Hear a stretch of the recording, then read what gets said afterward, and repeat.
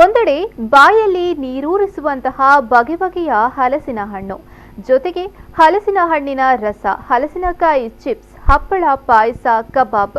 ಮತ್ತೊಂದೆಡೆ ಬಗೆ ಬಗೆಯ ಹಲಸಿನ ಖಾದ್ಯಗಳನ್ನು ಸವಿಯುತ್ತಿರುವ ಜನತೆ. ಇದೆಲ್ಲ ಕಂಡು ಬಂದಿದ್ದು ಮಂಗಳೂರಿನ ಪಿಲಿಕುಳ ನಿಸರ್ಗಧಾಮದಲ್ಲಿ.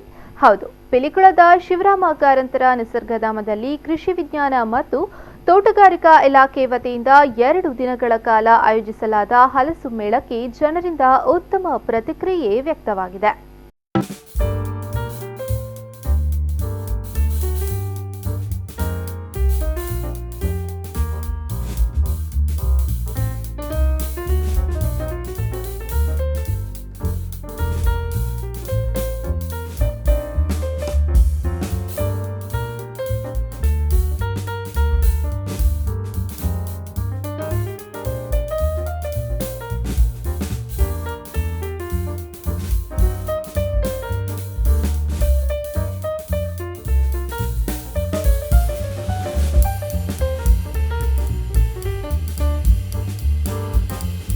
ಆಯೋಜನೆ ಮಾಡಲಾಗ್ತಾ ಇದೆ. ಹೌದು, ಕೃಷಿ ಮತ್ತು ವಿಜ್ಞಾನ ಕೇಂದ್ರ, ತೋಟಗಾರಿಕೆ ಹಾಗೂ ಕೃಷಿ ಇಲಾಖೆ ಮತ್ತು ದಕ್ಷಿಣ ಕನ್ನಡ ಜಿಲ್ಲಾ ಪಂಚಾಯತ್ ಸಹಯೋಗದೊಂದಿಗೆ 2 ದಿನಗಳ ಮೇಳವನ್ನು ಆಯೋಜನೆ ಮಾಡಲಾಗಿದೆ. ಮಂಗಳೂರಿನ ಪಿಲಿಕುಳ ನಿಸರ್ಗಧಾಮದಲ್ಲಿ 2 ದಿನಗಳ ಕಾಲ ನಡೀತಾ ಇರುವ ಹಲಸು ಮೇಳಕ್ಕೆ ಮುಲ್ಕಿ ಮೂಡಬಿದ್ರೆ ಶಾಸಕ ಉಮನಾಥ್ ಖೋಟ್ಯಾನ್ ಚಾಲನೆ ನೀಡಿದರು.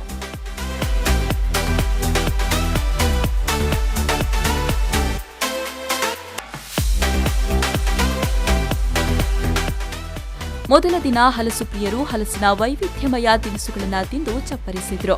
ಮೇಳದಲ್ಲಿ ಬಹುತೇಕ ದೇಶೀಯ ತಳಿಗಳನ್ನೇ ಪ್ರದರ್ಶನಕ್ಕೆ ಇಡಲಾಗಿತ್ತು.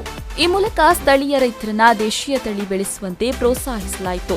2 ದಿನಗಳ ಈ ಮೇಳದಲ್ಲಿ ಬೇರೆ ಬೇರೆ ರಾಜ್ಯದ ಬೇರೆ ಬೇರೆ ಮೂಲೆಗಳಿಂದ ಬೇರೆ ಬೇರೆ ಜನ ತಮ್ಮ ಹಳ್ಳಿಯಲ್ಲಿ, ತಮ್ಮ ಊರಲ್ಲಿ, ತಮ್ಮ ಗ್ರಾಮದಲ್ಲಿ ಬೆಳೆದಂಥ ಹಣ್ಣುಗಳನ್ನು ತಂದಿಲ್ಲಿ ಪ್ರದರ್ಶನ ಮತ್ತು ಮಾರಾಟವನ್ನು ಮಾಡ್ತಾರೆ.